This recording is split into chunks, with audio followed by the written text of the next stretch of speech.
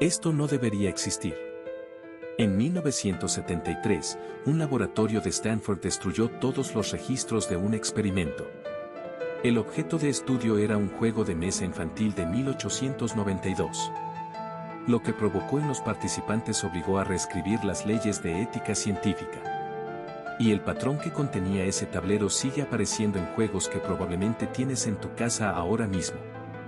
Para entender lo que pasó en Stanford, necesitamos retroceder 80 años. En la Inglaterra victoriana, los juegos de mesa no eran solo entretenimiento. Eran herramientas de condicionamiento social. Pero algo más estaba sucediendo. Los diseñadores de esa época, sin saberlo, estaban incorporando patrones geométricos que activaban respuestas neurológicas específicas. Y aquí es donde la historia se vuelve perturbadora. Porque cuando los psicólogos del siglo XX comenzaron a estudiar estos tableros, descubrieron que ciertos diseños provocaban estados alterados de conciencia en los jugadores. Estados que no podían explicarse con la ciencia de su tiempo. La pregunta que nadie pudo responder entonces sigue sin respuesta hoy. ¿Cómo sabían los victorianos qué patrones usar? Pero antes de llegar a eso, necesitas entender qué hace que un simple dibujo en cartón pueda hackear tu cerebro. El cerebro humano está programado para reconocer patrones. Es un mecanismo de supervivencia. Pero existe un tipo de patrón que explota esta función de manera peligrosa. Se llama patrón fractal recursivo. Cuando tus ojos procesan estas formas, tu corteza visual entra en un bucle de retroalimentación. Y aquí viene lo inquietante. Los diseñadores de juegos del siglo XIX incorporaban estos patrones sin conocer la neurociencia detrás.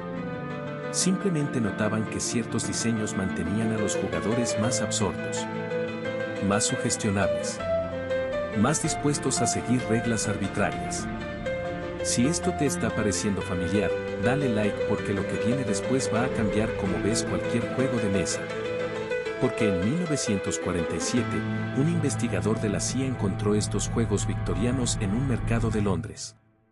Y lo que hizo con ellos desató una de las operaciones más oscuras de la Guerra Fría. Pero aquí es donde la historia toma un giro que nadie esperaba. El agente de la CIA se llamaba Sidney Gottlieb. Y estaba buscando métodos de control mental para un programa clasificado. Cuando analizó los tableros victorianos, descubrió algo que lo obsesionó. Los patrones no solo capturaban la atención. Inducían un estado similar a la hipnosis en grupos de personas simultáneamente. Imagina el potencial militar de eso. Un simple juego de mesa que puede poner a 10 personas en trance al mismo tiempo.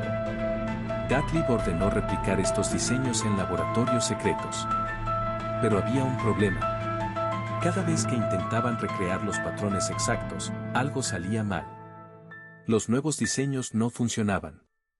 Y los originales victorianos producían efectos secundarios que no podían controlar. Efectos que terminaron destruyendo el proyecto entero. Los documentos desclasificados en 1995 revelaron lo siguiente.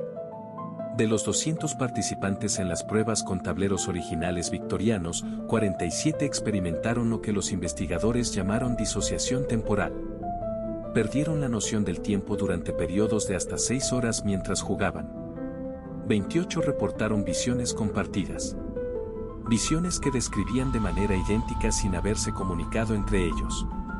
Y 9 participantes desarrollaron lo que solo puedo describir como adicción patológica al juego específico. Dejaron sus trabajos. Abandonaron familias. Solo para volver a jugar. Pero eso fue solo el comienzo. Porque el efecto más perturbador no apareció durante las pruebas. Apareció después. Y lo que le sucedió a esos participantes en los meses siguientes obligó a clasificar todo el experimento. Pero todo lo que acabo de contarte es solo la preparación.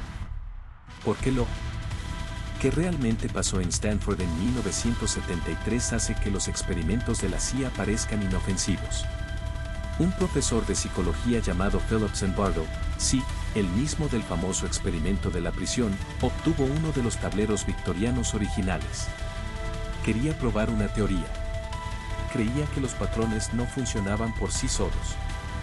Necesitaban un componente social específico. Un grupo de personas que compartiera cierto tipo de vulnerabilidad psicológica. Y aquí es donde necesito que prestes atención. Porque lo que descubrió Zimbardo nunca se publicó oficialmente. Solo existen testimonios de los asistentes que participaron. Y lo que describen desafía todo lo que sabemos sobre la mente humana. 12 estudiantes de posgrado. Una sala cerrada. Un tablero victoriano de 1892.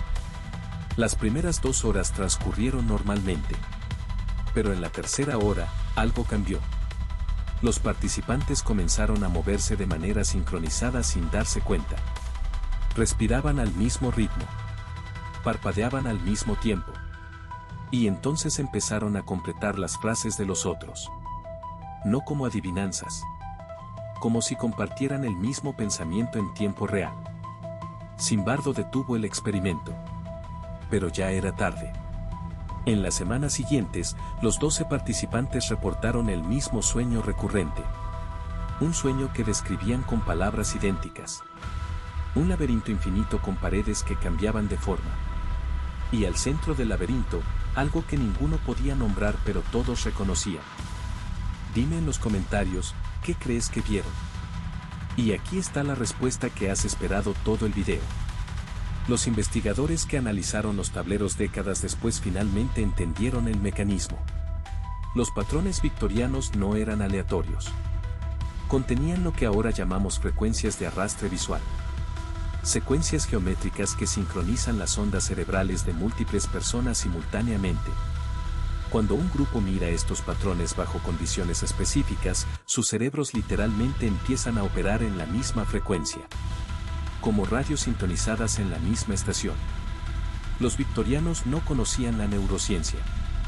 Pero a través de décadas de prueba y error, accidentalmente crearon dispositivos de sincronización mental. Y esto explica todo. Las visiones compartidas. Los sueños idénticos. La pérdida de individualidad. No era magia. Era ingeniería neurológica accidental. Y la razón por la que estos patrones están prohibidos en experimentos modernos es simple. Violan el principio fundamental de consentimiento informado. Porque nadie puede consentir a perder su individualidad. Ahora sabes algo que la mayoría desconoce. Cada vez que juegas un juego de mesa antiguo, estás interactuando con más que entretenimiento. Estás exponiéndote a décadas de diseño psicológico acumulado. La buena noticia es que los juegos modernos son revisados específicamente para eliminar estos patrones. Pero los juegos vintage, especialmente los anteriores a 1950, pueden contener estos diseños problemáticos. No significa que debas temerles. Significa que debes entender su poder. Porque la próxima vez que encuentres un juego de mesa antiguo en el sótano de tus abuelos, mirarás esos patrones de manera diferente. Sabrás que detrás de esas líneas aparentemente decorativas puede existir una tecnología que ni siquiera sus creadores comprendieron completamente. Y eso, en mi opinión, es más fascinante que cualquier teoría de conspiración. Pero antes de terminar, hay algo que no he mencionado. Los investigadores que estudiaron estos tableros notaron un último detalle perturbador.